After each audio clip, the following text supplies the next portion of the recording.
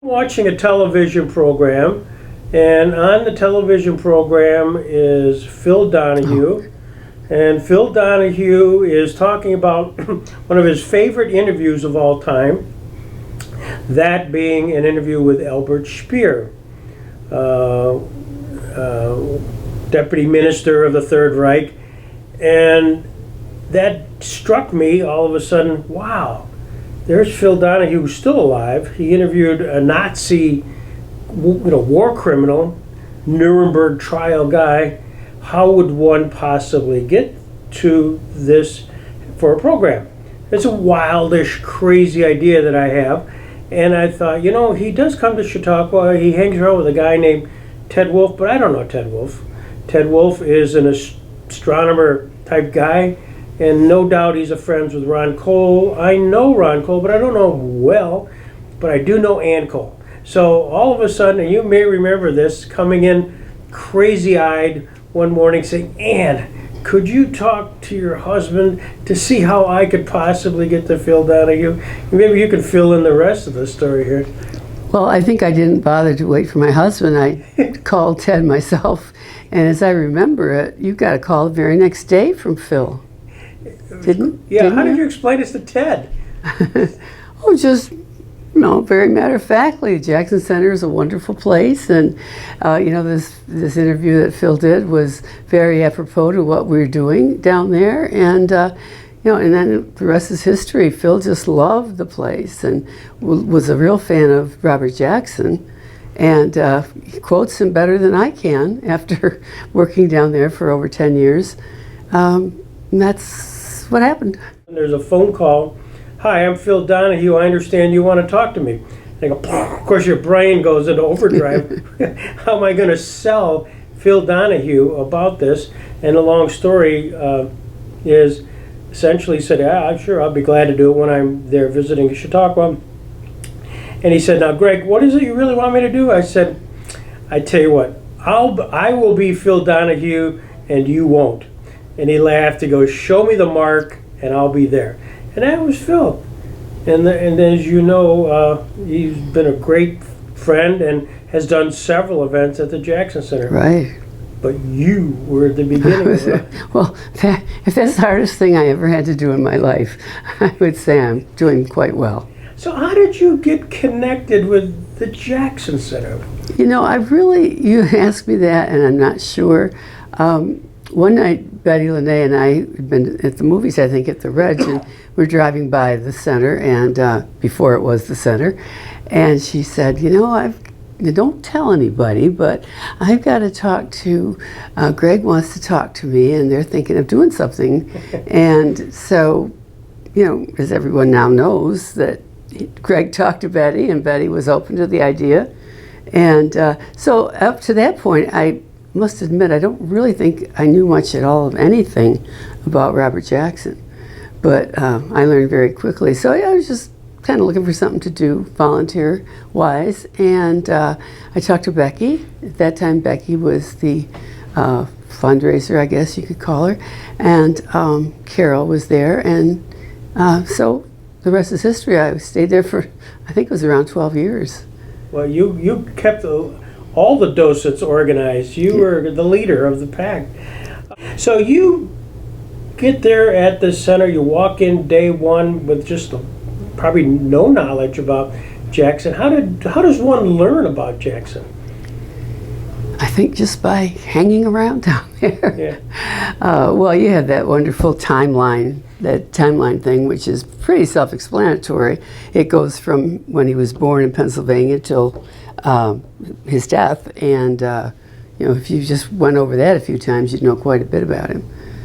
And just, as I say, being around there, and different guests that we had, and speakers, and actually sometimes you even learn things from people coming through. They would just amaze you, get to talking, and where are you from? And are you from Jamestown? Oh no, I'm from California, and I've studied Jackson most of my life, and I'm a history professor, and so on and so forth. And There was a lot of that. The one I remember, well, I remember lots of wonderful speakers, but just it was the off the cuff Hillary Clinton. Remember that when she was running for the Senate? Mm-hmm. And she just came down unexpectedly, right? As I remember it? Pretty much, yeah. Yeah. So it was Friday, and that was my day to volunteer, and I was going to head home, and oh, Hillary Clinton's coming, so I stayed for a while. The black fellow, yeah, African American, the one who dresses all in white. Oh, James Meredith. Yes, James Meredith, and it was quite interesting. Not just meeting him, but usually Greg arranges a reception when we have anyone like that, and so speaking to some of the guests at the reception, it was just amazing. And that was a long time ago, and this Black Lives Matter is still apropos. Did you ever get caught up in Carol Drake's driving routines? Were you a driver? No. No? No. How did you get out of that? I know. Well, I got up at 6 or whatever it was and went up for the, well, there were other driver things, but I'm thinking about the International Law Dialogues. Yeah. So I would be up, say they needed me up at Chautauqua. Did you find that interesting? Just that as a docent, you do that, but did you get caught up in sort of the Jackson mystique that was being created there? Yes. Yes. You just get wrapped up in it, and even when you've gone to one of the lectures, for example, in the auditorium, and my husband and I usually go, and we always walk out of there, and he says, "I'm so glad that place is here. It is just, I just hope they can always stay there. It's so important." And it's not that anything was said, but it's just a feeling that you get, really. Well, I was able to go to Nuremberg a few years ago, and of course went through that museum. And you come around a corner, and there is a life-size thing of Jackson, which just takes your breath away, being from Jamestown. So I think because of that, I was probably leaned a little bit more toward Nuremberg. Yeah. She was a filmmaker. Remember her? And she came with the woman. Sandra Schulberg, was that it? No. No. No. Robin Smith? Yeah, Robin. Yeah, Robin. She was married to the... Bill Plant. Yes. Well, I drove her back and forth just to the Sheldon house. And she was just lovely. She was so nice. And with her, she had that woman who had worked for Martin Luther King. Yeah. She had been his right-hand man, which, when you thought about how long ago that was, it was pretty interesting, the fact that she had a job. A woman had a job of that caliber. Dorothy Cotton. Yes. Is she still alive? No, she just passed away a couple years ago. She was living in Ithaca. You may recall an interview on the night before with Dorothy Cotton, and I invited everybody. And I tried to convince Dorothy, because she's a songster. She sings. And I want to basically conduct a choir of civil rights movement songs. I thought that would be such a hoot. I'd get piano and chorus. I mean, I was going to turn it into a circus. And she said, nope, I'm not going to sing. I'm not going to sing, Greg. I mean, really adamant. Fine, I'll do whatever you want. So it was an interview. So I'm interviewing Dorothy Cotton, and, normal setup in the Kappa Theater. And I get to the second question. She goes, yes. And we used to sing a song, and it went like this. And she stood up. And the crowds are watching. And the song went like this. And now everybody joined me. And I'm sitting there. And she's, of course, left her chair. She's now center stage. And she goes, and then there was this song that went like this. So the concert occurred. And I'm looking at Ed Thomasini and I go, are you getting this? This is unbelievable. And then finally, after the second or third song, she turns around and she goes, I'll get to you later. Oh, cute. So tell me, how did it work? You really orchestrated the intern docents and planned them out and gave them a playbook and, educated them, but you were really the leader.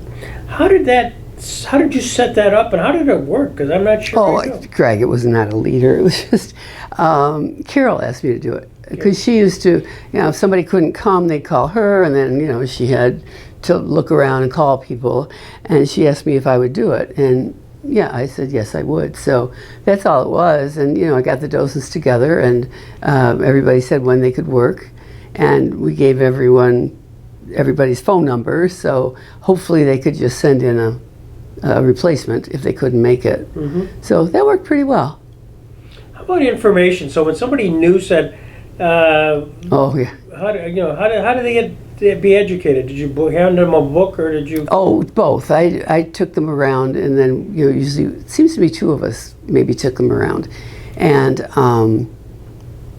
we had lots. In fact, one of the things that we had was written by Frances Galbato, who was a docent even before me, and she did this wonderful thing on, and then one of them was by Sarita Weeks, of course. And she had written a 3 or 4 page type, pretty long, on the history of the house, and everyone found that fascinating. And so you read through that kind of thing the docents did, and when you were new, and then made your own notes. We didn't have any script. Okay. You just made your own notes, and obviously some people were much more interested in one thing than another. Steve Massa was so wonderful on that wall, our basement wall of the Perpetrators. the perpetrators, right?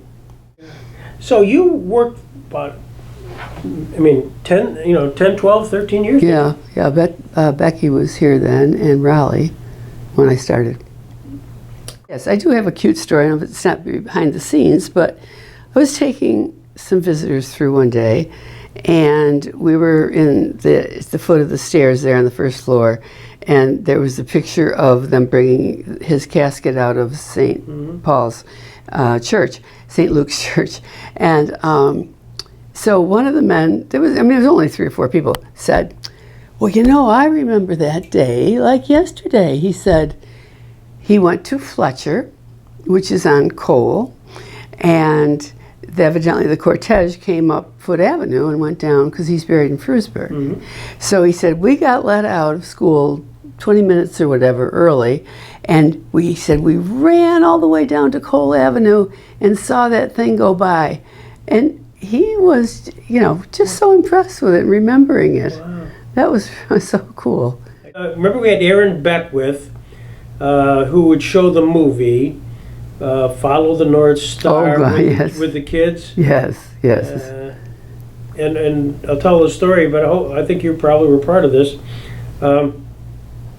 where Aaron would doodle introductory remark, and then he'd show the movie, and then he had questions afterwards.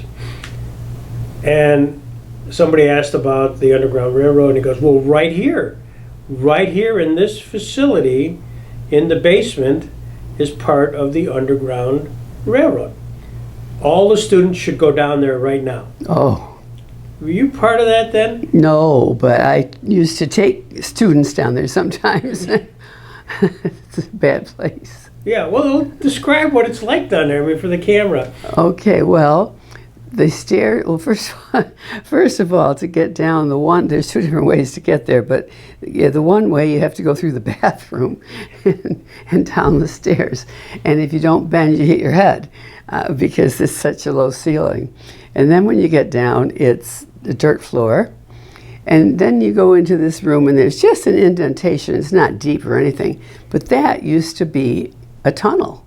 And the tunnel went from there over to the church, the Christ Scientist Church. And the woman who lived in this house had the tunnel put in, and she had the church built because it was the second church of that denomination in the state. So when the kids heard tunnel, oh my gosh, they were just absolutely intrigued. Even though they couldn't see it, they just thought that was so neat. That brick arch that's down there. But what was that? Well, was that a bar? Yes, it was. Of course, they used it for a long time for storage for the Masonic classes. So when went through 32nd degree. But I've learned this story from, there was a young Masonic group called D. Molay. And the D. Molay kids, there's 15, 16, 17 young Masons, and they built a bar. Oh. And they built a bar down there, and they would use it, underage stuff. And then one of the Grand Masons came down there one day and saw that, and that was the end of that was it. But the bar is still there. Yeah, I know, it's pretty. And it's great. And we used it for storage. And it's kind of spooky. You can see it be a great Halloween place. Mm-hmm. And maybe that's what we'll do for a fundraiser. I was just gonna say that. You know what's funny? You should get on this tape about when she and Tom went to New York to get those chairs. Yes. Remember that? Yeah, tell the story. Well, I'm not sure if I know exactly right, but there were two chairs. They were both Jackson's, and one is when he was Attorney General, I believe, and the other one was his Supreme Court chair. And his granddaughter had it. She lives on Long Island, I believe, and she had them both and said we could have them. And so Frances and Tom, her husband, they own Berjota's, which is a produce store, and they have trucks. So they took just a small truck down, drove down to get the chairs, and they got there and they wouldn't both fit. They hadn't taken a big enough truck. So wonderful people that they are, they came back with the one chair and turned around, and I don't know if they turned around, I don't mean they turned around literally that day, but turned around and went and got the other one. That's real love. No question. I'm glad you reminded that story. Then they subsequently, when Elsie Douglas, who was Robert Jackson's secretary at Nuremberg and elsewhere, she died, and the family got a hold of us, and there was a whole mountain of stuff in, I think, Maryland, and they did the same thing. Is that right? Above and beyond, way above and beyond, to do that. Yeah, Tom he would sponsor when he was a singer. He lived in the barbershoppers.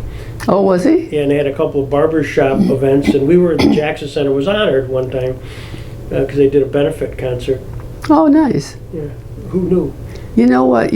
I hope you've mentioned someplace the book, the contest in the spring. Yeah. I love that. I just love that. And we got the authors. Some of those authors you hadn't heard of. I hadn't heard of because my children were grown and they're children's books. But my goodness, then you'd look into it. These were really famous people. That was a wonderful thing. Just wonderful.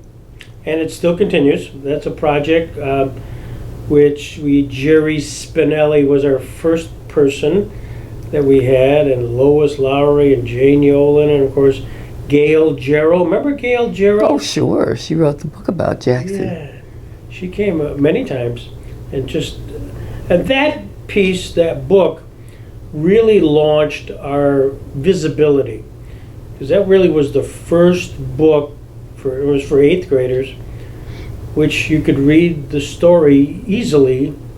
Right. About Jackson. With lots of pictures. Lots of pictures for all of us. So I know we distributed more than 10,000 of those Wow. books. Driving down here today, and you say, I know, I was thinking. Wonder if Greg's going to ask that question. Mm-hmm. Yeah. What have I failed to ask you? I know. This is just one more story. And you were probably there. But one of the years with the children's book, we had the author, but she brought along a woman who was a Holocaust survivor. Do you remember that? I do. And it was down at the Reg. Well, it was at the Jackson Center also, but it was the Reg in the morning when they had full of kids, absolutely full of kids. And so this woman who I had heard the night before and everyone else had was incredible speaker, well into her 70s, she had to be, and just said she'd signed up to volunteer, like thinking, you know, she'd go to a school and all of a sudden she's on this tour of cities. And anyway, she told her story. And when she finished, and this is 8th graders, they all, before, with no warning, no one told them to, they all stood up and gave her a standing ovation. And that has always touched me, to think that those kids probably didn't know. I mean, how would they really know about the Holocaust? And yet that they would be that touched to do that. You know, 8th graders, they're tough. Annalise Salomon. Annalise Salomon. Oh my gosh, you've got a memory. Yeah, well, Sharon Robinson, were you there when we had Jackie Robinson's daughter? Oh heavens, my nephew was, my grandson was here visiting, which is very unusual for the winter. And so I took him down, and his picture is in the book that Kathy wrote, Evans. And William's picture is in there, you know, she's bending over, shaking his hand or something, and oh, he just thought that was the end. He's got the book, and he's so excited about it. She was another terrific lady who spent, oh yes, she must have signed 100 autographs. Really? I mean, every book, she signed, she signed ours. Yeah, everyone's. I mean, it's just a remarkable lady. You're a remarkable lady. Oh, thank you. I really appreciate all you've done for the Jackson Center and stopping in today. Thank you. So stay tuned, December 14th. Okay, I'll put that on my calendar. Okay, thanks, Ann.